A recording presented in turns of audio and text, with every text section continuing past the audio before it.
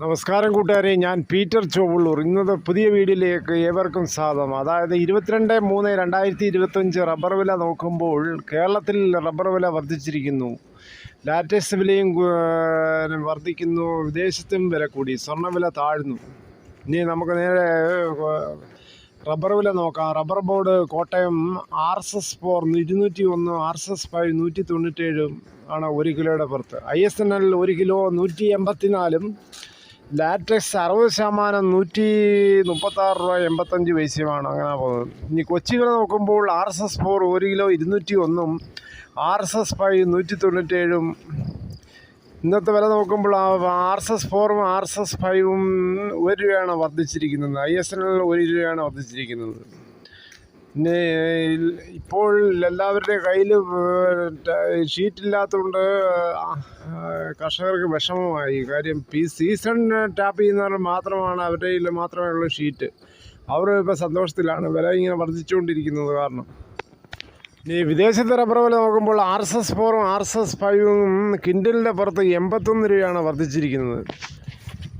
ഇനി റബ്ബർ വില കോട്ടയം വ്യാപാരി വില നോക്കുമ്പോൾ Kottayam RSS4 1 kilo 193, RSS5 189, ISNL 1 kilo 177 മുതൽ 178 രൂപയാണ്. ഇനി 70% ഒട്ടുപാൽ DRCയിലുള്ളത് 120 മുതൽ 131 രൂപയാണ് 1 കിലോയുടെ പുറത്ത്. ഇന്നത്തെ വ്യാപാരി വില നോക്കുമ്പോൾ RSS4ഉം 5ഉം 1 രൂപയാണ് വർദ്ധിച്ചിരിക്കുന്നത്. ISNLും ഒട്ടുപാലും 1 രൂപയാണ് വർദ്ധിച്ചിരിക്കുന്നത്. ഇനി സ്വർണ്ണവില നോക്കുമ്പോൾ സ്വർണം ഒരു പവൻ്റെ മുകളിൽ 320 രൂപയാണ് കുറഞ്ഞത്. 22 ക്യാരറ്റ് 1 ഗ്രാം വാങ്ങിക്കണമെങ്കിൽ 8270, ഒരു പവൻ വാങ്ങിക്കണമെങ്കിൽ 66,160 രൂപയാണ്. അതേസമയം 24 ക്യാരറ്റ് 1 ഗ്രാം വാങ്ങിക്കണമെങ്കിൽ 9022, ഒരു പവൻ വാങ്ങിക്കണമെങ്കിൽ 72,176 രൂപയാണ്. സ്വർണം വാങ്ങിക്കുമ്പോൾ സ്വർണത്തിൻ്റെ പരിസ്ഥിതി ഉറപ്പാക്കി വാങ്ങിക്കാൻ ശ്രമിക്കുക. കടയിൽ പോയി സ്വർണം വാങ്ങിക്കുമ്പോൾ അവർ പണിക്കൂലി ഉൾപ്പെടെ വാങ്ങിക്കുന്നതായിരിക്കും.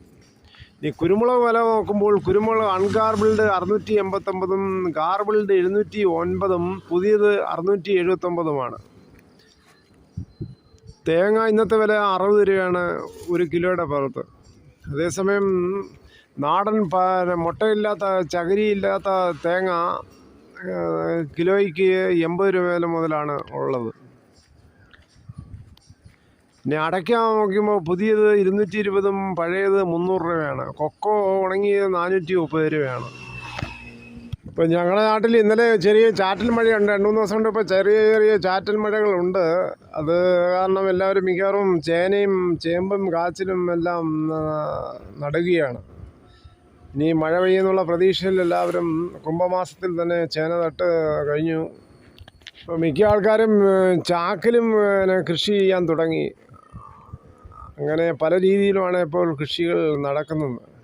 നമ്മളെല്ലാവരും മടിച്ചിരിക്കാതെ ഓരോ കൃഷിയിൽ ഏർപ്പെടുക. ക്ഷമയോടെ കണ്ടതിൽ വളരെയധികം നന്ദി.